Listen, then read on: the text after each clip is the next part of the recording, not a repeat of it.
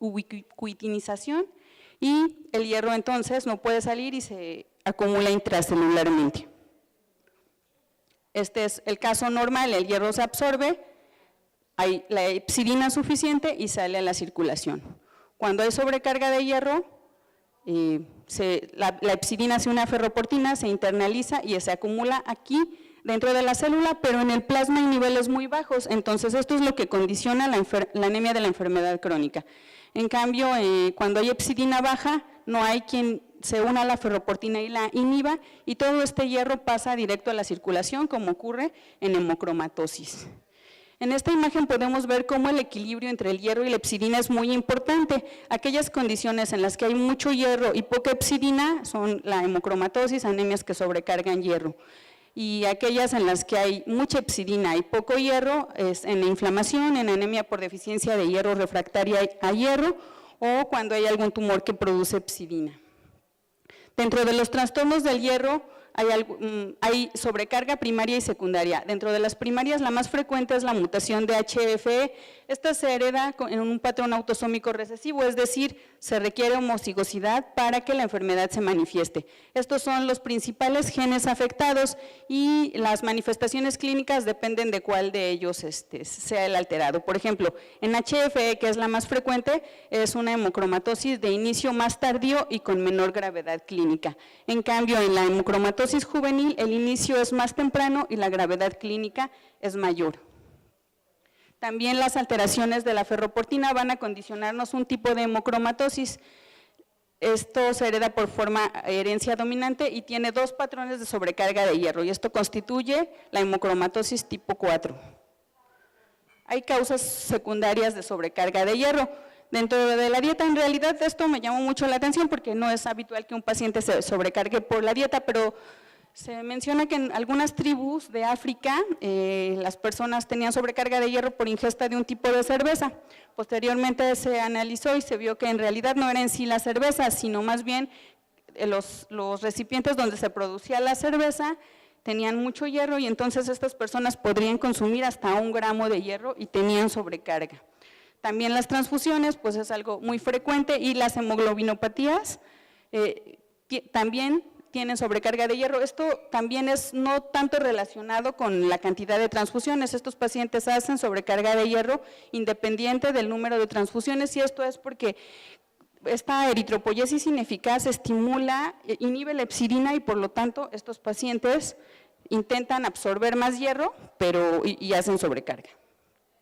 Hay también deficiencias genéticas de hierro. Todos estos receptores involucrados en el metabolismo del hierro que actúan finalmente sobre epsidina, la mutación de cualquiera de ellos va a causarnos anemia por deficiencia de hierro grave.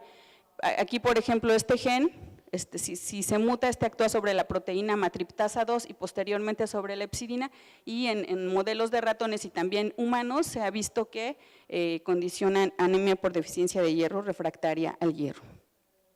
En cuanto a la vía de la proteína morfogénica ósea, esta es la principal vía que regula la transcripción de epsidina. Entonces, aquí tenemos la proteína morfogénica ósea que se une al receptor de la proteína morfogénica ósea 2. Este activa al 1, todo esto por una fosforilación, se une a SMAD 158 y nuevamente actúa a este otro receptor, se une a la vía común de SMAD 4 y ya esto junto va a irse hacia el núcleo y va a directamente influir sobre la transcripción de epsidina. Aquí podemos ver, por ejemplo, que el receptor de la proteína morfogénica ósea o ACTR2, sobre ellos dos puede actar hemoyubelina. Cuando hay mutaciones en alguno de los dos no hay ningún problema, pero cuando se juntan es cuando existen problemas en la transcripción. Aquí existe este otro receptor que también es importante en la regulación del hierro. La inflamación también juega un papel importante en la homeostasis del hierro porque en la inflamación, ya sea secundaria, infección, autoinmunidad o cáncer, se activan monocitos y linfocitos T, produciéndose una gran cantidad de interleucinas. La principal es la interleucina 6 y esto disminuye la síntesis de eritropoyetina, inhibe la proliferación de los progenitores, aumenta la eritrofagocitosis y aumenta la síntesis de epsidina. Secundariamente, disminuye el estímulo de la médula ósea a la eritropoyetina, la disponibilidad del hierro y la liberación del hierro sérico por la ferroportina. Finalmente, todo esto queda en que hay una disminución del complejo hierro-transferrina.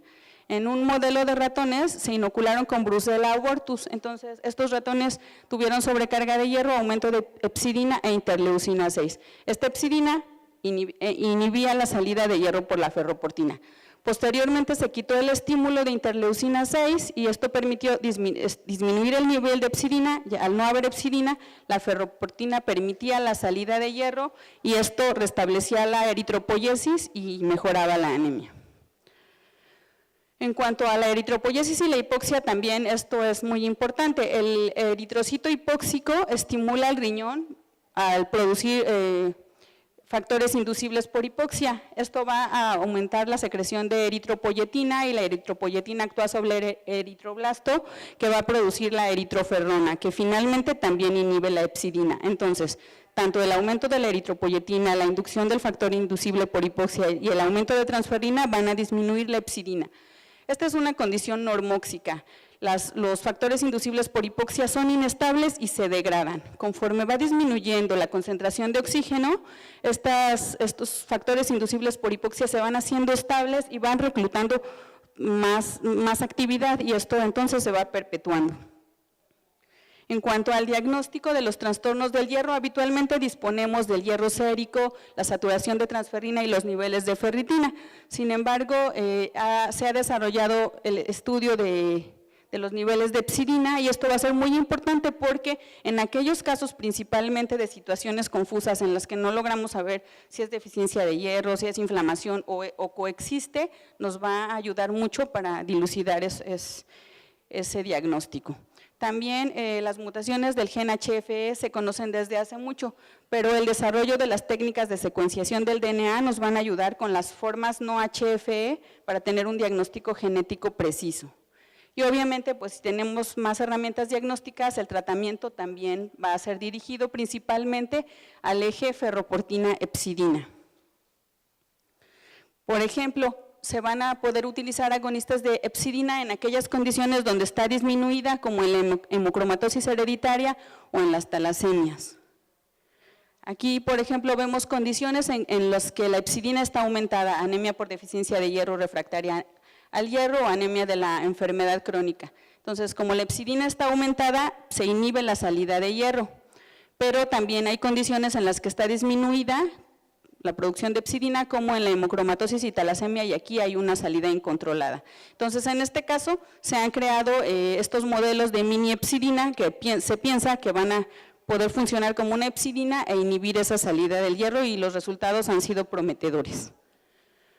En cuanto a los antagonistas de la hepcidina, la vitamina D funciona como un antagonista de hepcidina y también inhibe la liberación de citocinas. Y existen otros que están todavía en fase preclínica o en fase 1, que son principalmente trampas de hepcidina, que pueden ser por anticuerpos o por técnica de Spiegelmers, anticuerpos contra la proteína morfogénica ósea, inhibidores del receptor de transferrina 2 o de la síntesis de hepcidina, o inhibidores de la unión entre la hepcidina y la ferroportina.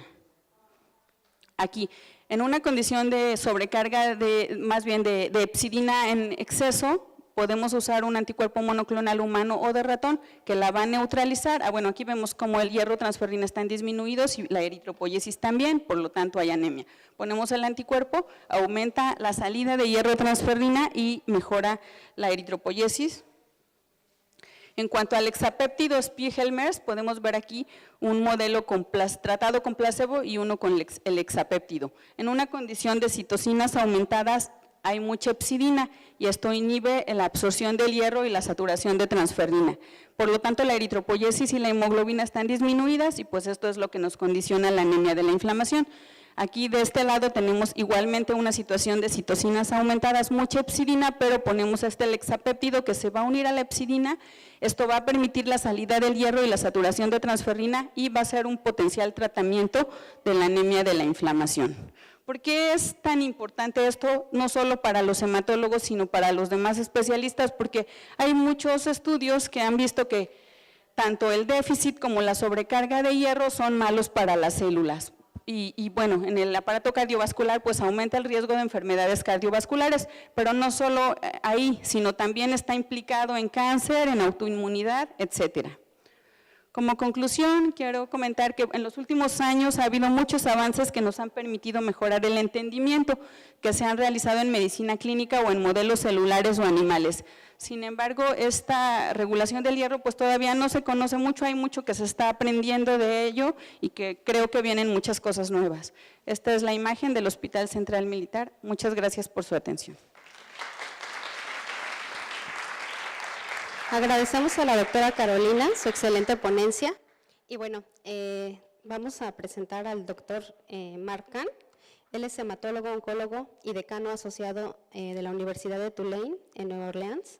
El doctor Kahn completó su licenciatura, Escuela de Medicina, pasantía, residencia médica principal y especialidad en hematología y oncología médica en la Universidad de Pensilvania. Ha desempeñado funciones de liderazgo en las asociaciones de facultades de medicina de los Estados Unidos, el Colegio de Médicos de los Estados Unidos, la Sociedad Estadounidense de Hematología y la Junta Nacional de Examinadores Médicos y el Programa Nacional de Emparejamiento de Residencia. Bueno, es un placer contar con su presencia el día de hoy y bueno, vamos a darle la bienvenida, doctor. Gracias. Muchas gracias por la invitación y gracias.